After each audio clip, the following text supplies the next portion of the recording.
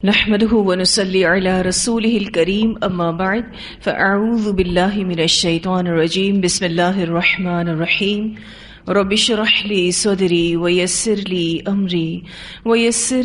امري واحلل عقدة من لساني يفقهوا قولي رب زدني علما اللهم فقهنا في الدين اللهم إنا نسألك حبك وحب من يحبك والعمل الذي يبلغنا حبك اللهم ارزقنا إخلاص الہی آمین۔ لیسن نمبر 89 سورۃ الاعراف آیت نمبر 1 سے لے کر 25 تک۔ اس لیسن کو ہم نے آیت نمبر 10 تک مکمل کر لیا ہے، آگے سے شروع کریں گے انشاءاللہ تعالی۔ اللہ سبحانہ تعالیٰ نے اب یہاں سے حضرت آدم علیہ السلام کا واقعہ بیان کیا ہے۔ حضرت آدم علیہ السلام کا واقعہ ہم سورۃ البقرہ کے 4تھے رکوع میں بھی پڑھ چکے ہیں۔ یہاں یہ قصہ دوسری بار آ رہا ہے۔ پورے قرآن میں 7 مرتبہ یہ قصہ آیا ہے، 6 مرتبہ مکی صورتوں میں آیا ہے اور 1 مرتبہ مدنی صورت میں آیا ہے، لیکن ہر جگہ یہ واقعہ مختلف انداز میں بیان ہوا ہے اور اس میں کچھ نہ کچھ بات کا اضافہ بھی ہے۔ اللہ سبحانہ تعالیٰ فرماتے ہیں وَلَقَدْ اور البتہ تحقیق خَلَقْنَاكُمْ پیدا کیا ہم نے تم کو۔ خلقہ کا معنی ہوتا ہے کسی چیز کا خاکہ بنانا، پھر اس میں رنگ بھرنا، اور البتہ تحقیق پیدا کیا ہم نے تم کو، ثم پھر صورناکم صورت بنائی ہم نے تمہاری۔ صورناکم کا روٹ ورڈ صاد واو اور را ہے۔ اس روٹ ورڈ سے ایک اور لفظ بھی آتا ہے سور، سور جس کو اسرافیل علیہ السلام قیامت کے دن مخلوق کے مرنے اور زندہ کرنے کے لیے پھونکیں گے اللہ کے حکم سے۔ ایک لفظ ہوتا ہے سورہ یا سورتن، شکل و صورت کو کہتے ہیں، اور یہ اسم واحد ہے، لیکن سور یعنی صاد کے اوپر پیش، واو کے اوپر زبر اور را ساکن، اس کا معنی ہے شکلیں، یہ اسم جمع ہے۔ اور سورہ ماضی واحد مذکر غائب کا صیغہ ہے، یعنی اس نے صورت بنائی، پیدا کیا۔ اور یہاں پر آپ دیکھیے کہ صورنا آ رہا ہے، ماضی جمع متکلم کا صیغہ ہے، یعنی ہم نے شکل بنائی، اللہ سبحانہ تعالیٰ نے شکل بنائی۔ تو سور بگل کو کہتے ہیں، سورہ یا سورتن شکل و صورت کو کہتے ہیں، اسی طرح سے سور شکلیں اسم جمع ہے، پھر اسی طرح سے صور شکل و صورت بنانا، اور صورنا ماضی جمع متکلم کا صیغہ ہے، یعنی ہم نے شکل بنائی۔ اللہ سبحانہ تعالیٰ فرماتے ہیں اور البتہ تحقیق پیدا کیا ہم نے تم کو، پھر صورت بنائی ہم نے تمہاری۔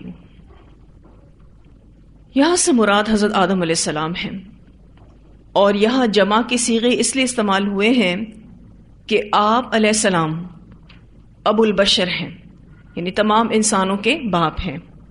علماء کا قول یہ ہے کہ سیدنا آدم علیہ السلام کو اپنی تمام اولاد کا نمائندہ ہونے کی حیثیت حاصل ہے، اس وجہ سے یہاں کم کی ضمیر بطور جمع مذکر مخاطب استعمال ہوئی ہے، یعنی اس وقت صرف آدم علیہ السلام کو بنا کر پھر اسے صورت عطا کی گئی تھی۔ لیکن آپ دیکھیں یہاں پر بات کس طرح سے ہو رہی ہے، وَلَقَدْ خَلَقْنَاكُمْ ثُمَّ صَوَّرْنَاكُمْ، جمع کا صیغہ آ رہا ہے، لیکن مراد یہاں سے حضرت آدم علیہ السلام ہے۔ کیوں؟ کیونکہ وہ اپنی تمام اولاد کے نمائندے ہیں۔ ایک اور معنی بھی کم کی ضمیر کا بتایا جاتا ہے کہ جمع کے صیغے اس لیے استعمال ہوئے ہیں کہ آدم علیہ السلام کو فرشتوں کے سجدہ کرنے کے حکم سے پہلے ہی انسانوں کی تخلیق ہو چکی تھی۔ آدم علیہ السلام کو ابھی فرشتوں نے سجدہ نہیں کیا تھا، یہ حکم اللہ تعالیٰ نے ابھی فرشتوں کو نہیں دیا تھا، اس سے پہلے ہی انسانوں کی تخلیق ہو چکی تھی اور شکل و صورت بھی بنا دی گئی تھی، تو اس سے مراد پھر اس وقت آدم علیہ السلام کی پشت سے قیامت تک پیدا ہونے والی اولاد کی ارواح ہیں کہ اللہ تعالیٰ نے ان تمام روحوں کو پیدا کر دیا تھا، اور ان روحوں کو وہی صورت بھی دی گئی تھی جو دنیا میں آنے کے بعد ان کو دی جانی تھی۔ وَلَقَدْ خَلَقْنَاكُمْ ثُمَّ صَوَّرْنَاكُمْ سے مراد کون ہے؟ تمام انسانوں کی روحیں، کہ اللہ تعالیٰ نے تمام انسانوں کی روحوں کو تخلیق کر دیا تھا اور ان کو صورتیں بھی دے دی تھیں۔ کون سی والی صورتیں؟ جو دنیا میں ان کو آنے کے بعد دی جائے گی۔ پھر یہ کہ اس سے مراد حضرت آدم بھی دوبارہ لیے گئے ہیں، یہاں معنی کچھ مختلف ہے۔ حضرت آدم اس لیے مراد لیے گئے ہیں کیونکہ مٹی کے خلاصے سے تو وہی پیدا ہوئے ہیں، جبکہ ان کی اولاد نطفے سے پیدا ہوئی ہے۔ حضرت آدم ہی ہیں جن کو اللہ تعالیٰ نے مٹی سے پیدا کیا، پھر آدم کی اولاد تو نطفے سے پیدا ہوئی ہے۔ اس لیے مفسرین کہتے ہیں کہ وَلَقَدْ خَلَقْنَاكُمْ ثُمَّ صَوَّرْنَاكُمْ سے مراد حضرت آدم علیہ السلام ہے، لیکن یہاں معنی کچھ مختلف ہے۔ اللہ سبحانہ تعالیٰ نے انسان کو پیدا کیا، یعنی حضرت آدم علیہ السلام کو پیدا کیا، پھر اس کی صورت بنائی، یعنی اس کو فنیشنگ ٹچ دیا۔ ڈھانچے آپ دیکھیں تو سب کے سیم ہیں، لیکن صورتوں کی وجہ سے سبھی ایک دوسرے سے مختلف ہیں۔ اللہ تعالیٰ نے صورتیں بنائی ہیں، یہ کام اللہ نے کیا ہے، اس لیے کسی کی بھی صورت پر تبصرہ کرنا دراصل اللہ کی تخلیق پر بات کرنا ہے۔ اللہ تعالیٰ ہمیں ان تبصروں سے بچائے، کبھی بھی کسی کی صورت پر بات نہیں کرنی چاہیے۔ ہر انسان کو اللہ تعالیٰ نے خوبصورت بنایا ہے، چاہے اس کا رنگ گورا ہو یا کالا ہو، وہ دیکھنے میں جیسا بھی لگتا ہو، وہ اللہ تعالیٰ کی تخلیق کا بہترین شاہکار ہے۔ اللہ تعالیٰ نے آدم علیہ السلام کو اپنے ہاتھ سے مٹی سے بنایا اور انسان کی شکل دے کر اس میں روح پھونکی تو تمام فرشتوں کو حکم دیا کہ اسے سجدہ کریں، جس کا ذکر آگے آ رہا ہے۔ اللہ تعالیٰ فرماتے ہیں ثم پھر قلنا کہا ہم نے للملائکتی فرشتوں کو اسجدوا لآدم سجدہ کرو آدم کے لیے۔ یہ سجدہ تعظیمی کا حکم تھا۔ اس سجدے کا حکم اللہ تعالیٰ نے دیا تھا، تو یہ سوال بیکار ہے کہ یہ سجدہ جائز تھا یا ناجائز۔ یقیناً یہ سجدہ جائز تھا، اللہ سبحانہ تعالیٰ نے اس کا حکم دیا تھا۔ تو اللہ سبحانہ تعالیٰ نے فرشتوں کو حکم دیا کہ اس سے یعنی آدم کو سجدہ کریں۔ چنانچہ سب فرشتوں نے بات مانی سوائے ابلیس کے۔ ابلیس فرشتوں میں سے نہیں تھا، اور یہ بات قرآن پاک میں آتی ہے کہ ابلیس جنوں میں سے تھا، لیکن آسمان پر فرشتوں کے ساتھ رہنے کی وجہ سے اس سجدہ کو کرنے کا حکم اس پر بھی لاگو ہوا، وہ بھی اس حکم میں شامل کیا گیا۔ وہ حکم جو اللہ تعالیٰ نے فرشتوں کو دیا تھا، وہ حکم ابلیس پر بھی لاگو ہوا۔ اللہ تعالیٰ فرماتے ہیں فسجدوا، تو انہوں نے سجدہ کیا۔ کنہوں نے سجدہ کیا؟ تمام فرشتوں نے سجدہ کیا، الا سوائے ابلیس، ابلیس کے۔ ابلیس نے سجدہ نہیں کیا۔ اللہ سبحانہ تعالیٰ کے حکم کو اس نے نہیں مانا۔ اللہ تعالیٰ فرماتے ہیں لم یکن، نہ تھا وہ، من الساجدین، سجدہ کرنے والوں میں سے، یعنی اس نے اللہ کے حکم کو ماننے سے انکار کیا۔ قال، اس نے پوچھا، اللہ تعالیٰ نے پوچھا، ما منعک، کس چیز نے روکا تجھ کو، اللہ کے نہ تسجدہ، تو سجدہ کرے، اذ، جبکہ امرتک، میں نے حکم دیا تجھ کو۔ کس چیز نے تجھے سجدہ کرنے سے باز رکھا؟ یعنی سجدہ کرنے میں تجھے کیا حرج تھا، جبکہ تجھے سجدہ کرنے کا حکم میں نے دیا تھا؟ پھر کس چیز نے تجھے مجبور کیا کہ تو سجدہ نہ کرے؟ اللہ سبحانہ تعالیٰ کی اس نے نافرمانی کی تھی، اور جیسے کہ میں نے آپ سے ذکر کیا کہ یہ حکم اس پر بھی لاگو تھا۔ اللہ تعالیٰ نے اس سے باز پرس کی کہ کیوں تو نے سجدہ نہیں کیا؟ اگر یہ حکم اس پر لاگو نہ ہوا ہوتا تو اللہ تعالیٰ یہ سوال بھی اس سے نہ کرتے۔ اسی وجہ سے اللہ تعالیٰ نے اس سے باز پرس کی، پوچھ گچھ کی، اور آگے جو یہ جسٹیفیکیشن دے گا، تعویل دے گا، اس پر اللہ تعالیٰ اس سے ناراض بھی ہوگا۔ سورۃ البقرہ میں ہم نے یہی موضوع پڑھا تھا، اسی لیے اگر آپ کو یاد ہو کہ میں نے اس سورت کی ابتدا میں ایک بات کہی تھی کہ سورۃ البقرہ اور اعراف کے مضامین ملتے جلتے ہیں۔ یہاں اس واقعے میں جڑی اور کچھ تفصیلات بیان ہوئی ہیں۔ اللہ تعالیٰ فرماتے ہیں کہ وہ ابلیس سجدہ کرنے والوں میں شامل نہیں ہوا، اور اللہ تعالیٰ نے اسے پوچھا کہ کیا وجہ ہے کہ تو نے سجدہ نہیں کیا حالانکہ حکم دینے والا تیرا رب ہے۔ قالا، وہ بولا، انا خیر من، میں بہتر ہوں اس سے۔ شیطان کا یہ جواب انتہائی تکبر پر مبنی تھا کہ اس نے کہا انا خیر من، میں اس سے بہتر ہوں۔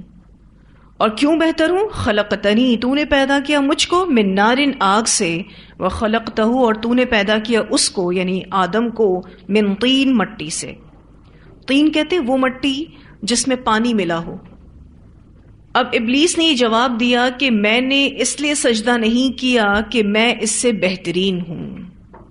کیوں؟ کیونکہ تو نے مجھے آگ سے پیدا کیا ہے اور اس کو مٹی سے۔ یعنی اس نے اللہ کو یہ جواب دیا کہ میں نے آپ کے حکم کو اس لیے نہیں مانا کہ افضل اپنے سے کم درجے کو کیسے سجدہ کر سکتا ہے، خواہ اس کا حکم اللہ ہی نے دیا ہو۔ اور اس نے اپنے بہتر ہونے کی یہ دلیل دی کہ آگ جس سے تو نے مجھے پیدا کیا ہے وہ افضل ہے مٹی سے جس سے تو نے انسان کو پیدا کیا ہے، یعنی آگ مٹی سے زیادہ بہتر ہے۔ ابلیس نے انسان کے شرف کو نہ سمجھا کہ اس کو اللہ تعالیٰ نے اپنے ہاتھوں سے پیدا کیا، اپنی طرف سے اس میں روح پھونکی، فرشتوں کو آدم کے لیے سجدہ کرنے کا حکم دیا۔ ابلیس نے اس شرف کو نہیں سمجھا اور وہ کس بات پر آ گیا کہ میں آگ سے پیدا ہوا ہوں اور یہ مٹی سے، تو آگ مٹی سے بہتر ہے۔ آگ اور مٹی کے الگ الگ خواص ہیں، یعنی خصوصیات ہیں۔ دیکھیں، آگ لطیف ہوتی ہے اور مٹی گاڑھی ہوتی ہے۔ آگ کو اگر آپ نے جلتے ہوئے دیکھا ہو تو وہ نیچے سے اوپر کوٹتی ہے اور مٹی اوپر سے نیچے گرتی ہے۔ جیسے اگر ہوا میں مٹی ہو تو تھوڑی دیر بعد وہ زمین کی سطح پر بیٹھ جائے گی۔ پھر یہ کہ آگ اپنی شکل اور رنگ بدل سکتی ہے، لیکن مٹی میں یہ صفت نہیں ہے۔ آگ کیسے شکل بدلتی ہے؟ جب آگ جلتی ہے تو وہ سرخ ہوتی ہے، پھر اس کے بعد وہ سفید ہوتی ہے، پھر وہ کالی بھی ہوتی ہے، لیکن مٹی میں یہ صفت نہیں ہے۔ مٹی میں نرمی، حلم، بردباری، سنجیدگی، ٹھہراؤ اور ثابت قدمی ہے۔ اور مٹی سے تو نباتات، ہر قسم کے پھل، گلے اور درخت اگتے ہیں۔ اس مٹی میں اصلاح اور بڑھنا ملتا ہے، جبکہ آگ کی خاصیت میں جلا دینا، اڑا دینا اور جلد بازی ہے۔ اور آگ کی فطرت کی وجہ سے ابلیس اللہ کا نافرمان بنا اور تکبر کی راہ اختیار کی، اور حضرت آدم کو اس عنصر نے، کون سے عنصر نے؟ مٹی کے عنصر نے فائدہ پہنچایا۔ انہوں نے اللہ سے رجوع کیا، اس کی اطاعت پر اپنا سر جھکا دیا، اور جب ان سے غلطی ہوئی، انشاءاللہ اب آگے پڑھیں گے کہ ان سے غلطی ہو گئی تھی، تو اپنے گناہ کی معافی مانگی اور اللہ کے مقرب بن گئے۔ آپ دیکھیں تو انسان کو مٹی سے پیدا کیا، مٹی کی اپنی فطرت ہے۔ جنوں کو آگ سے پیدا کیا، آگ کی اپنی فطرت ہے۔ مٹی کی فطرت نے، مٹی کے عنصر نے انسان کو فائدہ پہنچایا، اس کے اندر عاجزی آئی، اس کے اندر ٹھہراؤ آیا، اس کے اندر حلم اور بردباری آئی، سنجیدگی آئی۔ اور آگ کی فطرت نے ابلیس کو دھوکہ دیا، وہ اللہ کا نافرمان ہوا، وہ جلد باز ہے، وہ فتنہ اور فساد پھیلاتا ہے، وہ اکڑتا ہے۔ ایک روایت بھی آتی ہے اس بارے میں، سیدہ عائشہ رضی اللہ تعالیٰ عنہا بیان کرتی ہیں کہ رسول اللہ صلی اللہ علیہ وسلم نے فرمایا، فرشتے نور سے پیدا کیے گئے ہیں، جنات آگ کے شعلے سے پیدا کیے گئے ہیں، اور آدم علیہ السلام اس چیز سے پیدا کیے گئے ہیں جو تمہیں بتائی جا چکی ہے۔ اسے مسلم نے روایت کیا ہے۔ آدم یعنی مٹی سے پیدا ہوئے ہیں، جس کا ذکر قرآن پاک میں ملتا ہے۔ اللہ تعالیٰ نے حضرت آدم علیہ السلام کی قدر و منزلت اور ان کی فضیلت کا بیان کرنے کے بعد اولاد آدم کو وارن کیا ہے، تنبیہ کی ہے کہ ان کا سب سے بڑا دشمن شیطان ہے، جو آدم علیہ السلام کے پیدا ہونے کے دن سے ہی ان کا اور ان کی اولاد کا دشمن ہے۔ کیوں؟ کیونکہ وہ ان سب سے حسد کرتا ہے اور انہیں دینی اور دنیاوی نقصان پہنچانے کی ہر ممکن کوشش کرتا ہے، اس لیے اس سے بچنا ضروری ہے۔ یہاں آپ کو کوئی واقعہ نہیں سنایا جا رہا جو آسمان میں ہوا تھا، اس واقعے میں تمام اولاد آدم کے لیے وارننگ ہے، تنبیہ ہے کہ شیطان سے بچنے کی ہر ممکن کوشش کرے، دعائیں کرے، ایسے اعمال سے بچے جس میں پڑھ کر انسان شیطان کا ساتھی بن جاتا ہے۔ اب آپ دیکھیے کہ ابلیس کی سرکشی اور نافرمانی کتنی زیادہ تھی کہ وہ خود کو بڑا سمجھ بیٹھا اور اللہ کے حکم کو ٹھکرا دیا۔ یہ کام صرف ابلیس کا نہیں ہے بلکہ ہر اس شخص کا بھی ہے جو ابلیس کے زیر اثر ہیں۔ جیسا کہ اگر آپ کو یاد ہو، ہم نے سورہ انعام کی آیت نمبر 165 میں پڑھا تھا کہ اللہ نے بعض کو بعض پر درجے دیے اور آزمائش کے لیے بنایا ہے، اور اس میں آزمائش کیا ہے کہ کون کسی کی بڑائی کو دیکھ کر مان لیتا ہے اور کون نہیں مانتا۔ بعض اوقات کوئی علم میں بڑا ہوتا ہے، کسی کے پاس مال زیادہ ہوتا ہے، کسی کے پاس صلاحیت زیادہ ہوتی ہے، اور وہ انہی وجوہات کی بنا پر آزمایا جا رہا ہوتا ہے، انہی بڑھوتریوں میں آزمایا جا رہا ہوتا ہے۔ اللہ تعالیٰ نے یہ تقسیم اپنی حکمت کے مطابق کی ہے۔ اگر اللہ تعالیٰ نے کسی کو بڑائی یا فضیلت دی ہے تو ایسا نہیں ہے کہ دوسرے شخص کو کچھ نہ دیا ہو، ایسا نہیں ہو سکتا، بلکہ اللہ تعالیٰ نے اس کو کسی اور چیز میں بڑھایا ہوگا، لیکن انسان اس بات کو سمجھتا نہیں ہے۔ بہت واضح فرق ہوتا ہے کہ اللہ نے اگر اس کو مال زیادہ دیا ہے تو اس کو صلاحیت زیادہ دی ہے، ٹھیک ہے، اس کو علم زیادہ دیا ہے۔ اتنا واضح فرق ہوتا ہے کہ ایک کم عقل بھی سمجھ لے، لیکن پھر بھی انسان دوسرے کے فضل اور شرف کو قبول نہیں کرتا۔ کس کے زیر اثر آ کر؟ شیطان کے زیر اثر آ کر، کیونکہ شیطان نے بھی یہی کیا۔ اس نے سجدہ نہ کرنے کی تعویل دی، جسٹیفیکیشن دی اللہ تعالیٰ کے سامنے کہ میں زیادہ سپیریئر ہوں، یہ تو حقیر ہے میرے سامنے، میں اس کو کیسے سجدہ کر سکتا ہوں۔ بالکل یہ شیطانی عمل ہے، آج انسان بھی کرتا ہے۔ اب اگر کسی کا فضل اور شرف واضح ہے اور اس کو دوسرا انسان نہ مانے تو اس کو کیا چیز روکتی ہے؟ انا روکتی ہے، جیسا کہ یہاں یہی لفظ آیا ہے، انا خیر من۔ آپ دیکھیں تو جب قرآن پاک کی تجوید بھی ہم کرتے ہیں تو انا کا الف مدہ ہم نہیں پڑھتے۔ باقی قرآن پاک میں آپ کو کوئی اور مثال ملے گی نہیں کہ آپ فلاں لفظ کا الف مدہ نہ پڑھیں، لیکن صرف اور صرف یہ واحد لفظ ہے انا کا لفظ جس کے الف مدہ کو بھی کٹ کر دیا گیا ہے۔ اس سے کیا سبق ملتا ہے کہ انا کو کاٹو، اپنی انا کو کٹ کر دو، کیونکہ کسی کے بھی فضل اور شرف کو اگر کوئی ایکسیپٹ نہیں کرتا تو روکنے والی چیز انا ہے، کہ اگر میں نے اس کو بڑا مان لیا تو میں تو اس کے مقابلے میں چھوٹا ہو جاؤں گا۔ شیطان کو بھی یہی ٹینشن تھی، اور انسان بھی خود کو کبھی چھوٹا نہیں دیکھنا چاہتا۔ کوئی آگے بڑھ رہا ہوتا ہے تو دوسرا اس کی لیگ پولنگ کرتا ہے، اس کی ٹانگ کھینچتا ہے، حالانکہ اسے خود بھی محنت کر کے آگے بڑھنے کی کوشش کرنی چاہیے۔ ان چیزوں پر غور و فکر کرنا چاہیے کہ وہ شخص کیا ایسا کر رہا ہے کہ آگے بڑھ رہا ہے، بجائے ان باتوں پر غور و فکر کرنے کے وہ اس کی ٹانگ کھینچتا ہے. پھر وہ اللہ کی تقسیم پر بھی راضی نہیں رہتا. اللہ تعالیٰ کی تقسیم ہے، کسی کو اللہ تعالیٰ نے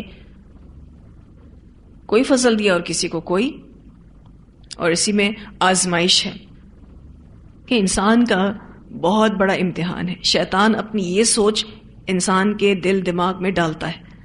یہ بہت بڑا امتحان ہے انسان کا، اس کے دل کا، اس کے دماغ کا، اس کی سوچ کا، اس کی زبان کا، اس کے عمل کا. جس کو اللہ تعالیٰ نے بڑائی اور فضیلت دی ہے، دوسرا شخص اس کو قبول کر لے. اور اللہ تعالیٰ نے اگر کسی کو بڑا بنایا ہے، کسی کو فضیلت دی ہے، تو اس کو بھی عاجز اور شکر گزار ہونا چاہیے. اگر وہ بھی اکڑ جائے تو شیطان کے روش پر جا رہا ہے. اللہ سبحانہ تعالیٰ فرماتے ہیں، قولا فرمایا، فاہبط، پس اتر جا، منہا، اس سے. فاہبط کا جو لفظ ہے ہبطا سے ہے. ہبطا کا لفظ صرف بلندی سے نیچے اترنے کے معنی کے لیے خاص نہیں ہے، بلکہ ایک جگہ سے دوسری جگہ منتقل ہونے کا مفہوم بھی اس میں شامل ہے. ہبطا کا جو لفظ ہے اس میں بلندی سے نیچے اترنے کا معنی ہی صرف نہیں آتا، بلکہ ایک اور معنی بھی آتا ہے. وہ کیا ہے؟ ایک جگہ سے دوسری جگہ منتقل ہونا. اللہ تعالیٰ نے شیطان سے کہا پس اتر جا، منہا، اس سے. منہا، ہا کی ضمیر کو اگر آپ سرکل کر لیں، بہت سے مفسرین نے بیان کیا ہے کہ منہا کی ضمیر جنت کی طرف جا رہی ہے. یعنی اللہ تعالیٰ شیطان سے کیا کہہ رہے ہیں کہ تو جنت سے نکل جا.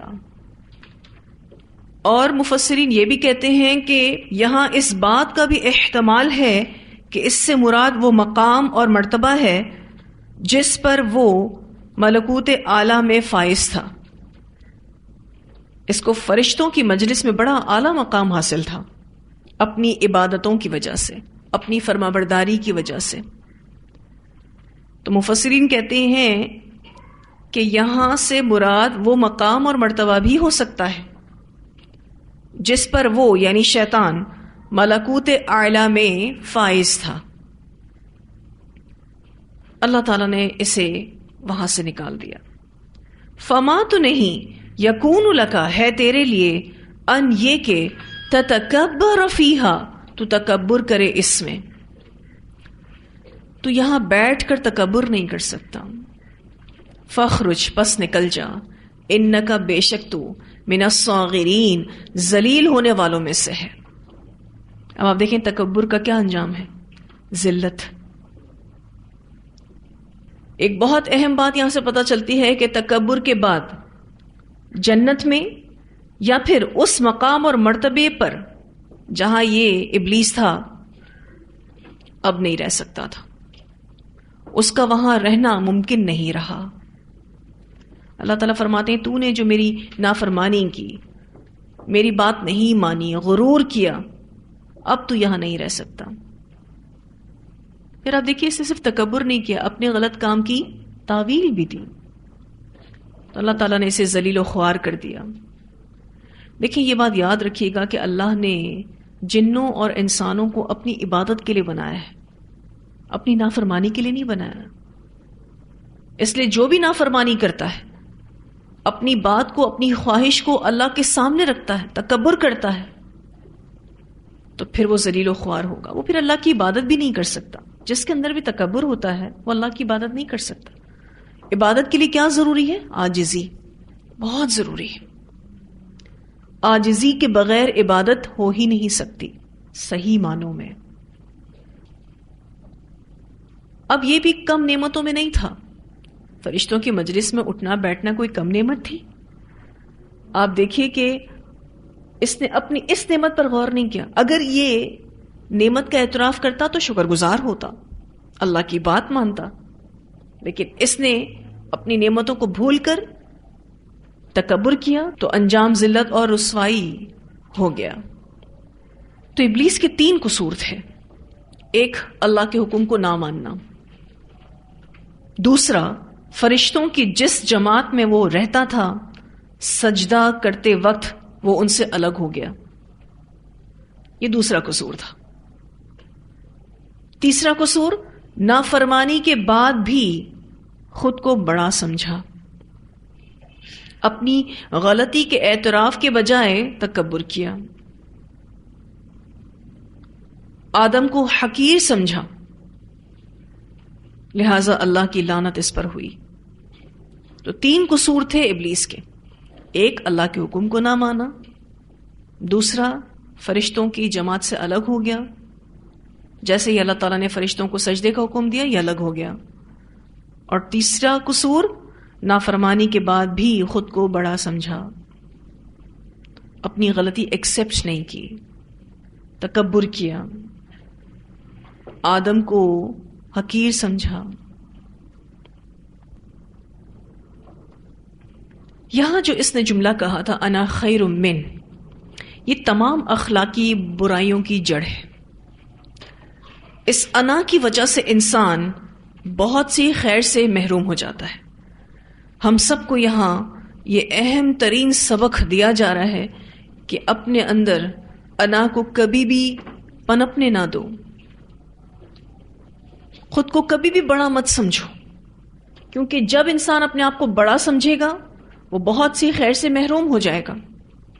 آپ دیکھیں کہ اس انا کی وجہ سے اس کے اندر حسد پیدا ہوا. اس نے خود کو بڑا سمجھا اور پھر آدم سے اور آدم کی اولاد سے اس نے حسد کرنا شروع کیا. ہم کیسے حسد سے بچیں؟ ہم کیسے خود کو اپنی بڑائی سے بچائیں؟ یعنی ہمارے دل میں اپنی بڑائی پیدا ہو، اس سے ہم خود کو کیسے بچائیں؟ سب سے پہلی بات، اپنی کوتاہیوں پر نگاہ رکھیں. جب ہم اپنی کوتاہیوں پر نگاہ رکھیں گے تو ہم کبھی بھی خود کو بڑا نہیں سمجھیں گے، کیونکہ بڑا سمجھنے کا حق تو صرف اور صرف اسی کو ہی حاصل ہو سکتا ہے جو غلطیوں سے پاک ہو. وہ تو کوئی بھی انسان نہیں، سوائے اللہ کی ذات کے کوئی بھی غلطیوں سے پاک نہیں. تو اپنی غلطیوں پر نگاہ رکھیں تو کبھی بھی اپنے دل میں خود کے لیے بڑائی نہیں آئے گی اور دوسروں سے حسد محسوس نہیں ہوگا. دوسری بات، دوسرے کیا اچھا کر رہے ہیں اس پر بھی نگاہ ہو. لوگ نیکیوں کے کام کرتے ہیں، اس کو دیکھا جائے، یہ سوچا جائے کہ میں کیسے نیکیوں میں آگے بڑھ سکتی ہوں. تو پھر انسان بہت پازیٹیو ہو جاتا ہے، ورنہ ہم ایک خوف، غم اور ٹینشن میں ہی رہیں گے. تیسری بات، یہ سوچیں کہ جو میرا ہے کہیں نہیں جا سکتا، جو مجھے ملنے والا ہے وہ مجھے ہی مل کر رہے گا، کوئی دوسرا نہیں لے جا سکتا اس کو. اور اگر کسی دوسرے کے پاس کوئی فضل اور شرف ہے تو میں اسے اللہ سے مانگ سکتی ہوں، اس کے لیے کوشش کر سکتی ہوں. آپ دیکھیں تو لوگ انہی چیزوں کو جب چھوڑتے ہیں حسد کا شکار ہو جاتے ہیں.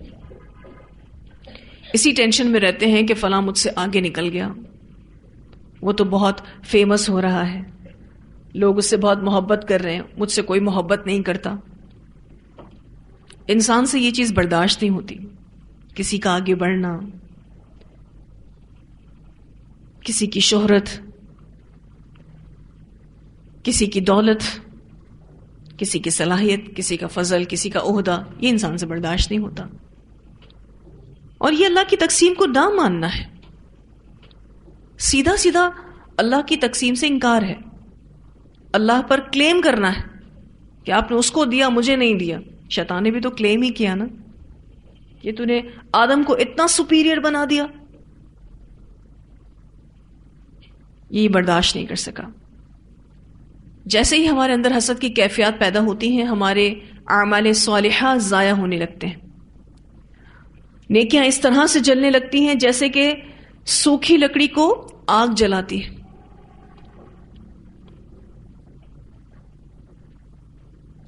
ایک اور اہم بات جو اس آیت سے پتہ چلتی ہے کہ شیطان نے اللہ کے حکم ہوتے ہوئے بھی قیاس سے کام لیا. اللہ تعالیٰ نے اس کو حکم دیا تھا سجدہ کرنے کا، لیکن اس نے اللہ کے حکم کو چھوڑ دیا اور قیاس سے کام لیا. کیا قیاس کیا تھا اس نے؟ میں بہتر ہوں، اور اس نے بہتر ہونے کی دلیل بھی دی. حسن بصری رحمہ اللہ اس آیت کی تفسیر میں کہتے ہیں کہ یہ ابلیس کا قیاس تھا، اور ابلیس ہی نے سب سے پہلے نص کے مقابلے میں قیاس سے کام لیا تھا. نص کسے کہتے ہیں؟ قرآن و سنہ یا دلیل یا اللہ کا حکم. تو جب اللہ کا حکم موجود ہو تو قیاس کرنے کا تو کوئی سینس ہی نہیں بنتا. یہ کام سب سے پہلے کس نے کیا؟ ابلیس نے کیا. آج بھی اگر کوئی انسان قرآن و سنہ کی دلیل موجود ہو، اللہ کا حکم موجود ہو، لیکن پھر بھی قیاس کرے تو وہ کون سا کام کر رہا ہے؟ شیطانوں والا کام کر رہا ہے. اس آیت سے ایک اہم بات یہ پتہ چلتی ہے کہ شیطان نے حضرت آدم کی بڑائی کو، فضل کو قبول نہ کر کے اپنا نقصان کیا. تو جو بھی انسانوں میں سے کسی انسان کے فضل کو، اس کی بڑائی کو، اس کی محنت کو، اس کے شرف کو، اس کے عہدے کو تسلیم نہیں کرتا تو وہ خود خسارے میں رہتا ہے.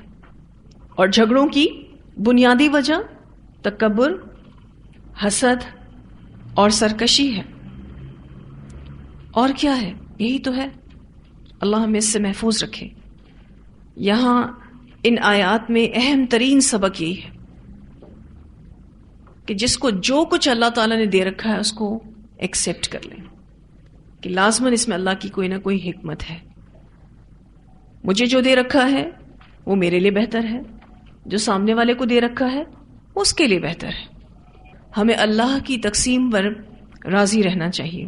اب آپ دیکھیے، ایک جملہ بولا تھا شیطان نے، انا خیر من خلقتنی من نار وخلقتہ من طین.